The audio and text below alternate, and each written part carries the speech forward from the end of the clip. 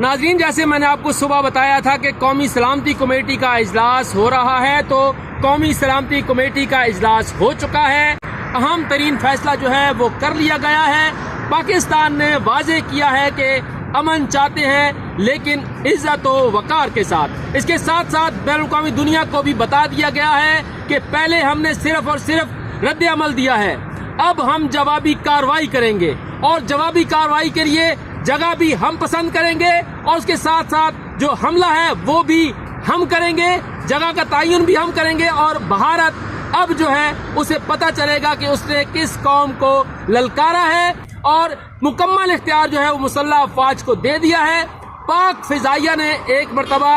پھر ثابت کر دیا ہے کہ وہ دنیا کی سب سے بہترین ایئر فورسز میں شامل ہیں، جس نے 5 انڈین طیاروں کو نہ صرف مار گرایا ہے بلکہ اس کے ڈرونز بھی جو ہے وہ پاش کر دیے ہیں۔ بھارت جو ہے اب منہ کی کھا کر واپس بھاگا ہے اور سفید جھنڈے لہرا رہا ہے۔ جیسے میں نے صبح کہا تھا کہ بھارت پنجابی میں کہتے ہیں کہ کنی کترا رہا ہے، بھارت نے اب کنی کترانی جو ہے وہ شروع کر دی ہے۔ پاکستان کے ساتھ بھی جو ہے وہ انٹرنیشنلی اب رابطے شروع ہو گئے ہیں، لیکن پاکستان نے واضح کر دیا ہے کہ وہ اپنے جواب کا حق محفوظ رکھتا ہے۔ ہم امن چاہتے ہیں لیکن امن جو ہے وہ عزت و وقار کے ساتھ چاہتے ہیں۔ عزت و وقار کے ساتھ امن قائم ہوگا تو ہم امن قائم کریں گے، لیکن اگر ہماری سلامتی پر آنچ لانے کی کوشش کی گئی تو پھر اس کو جو ہے جواب دیا جائے گا۔ آج پاکستانی طیاروں نے رافیل کو دیا ہے پیل، یعنی ہو گئی ہے رافیل،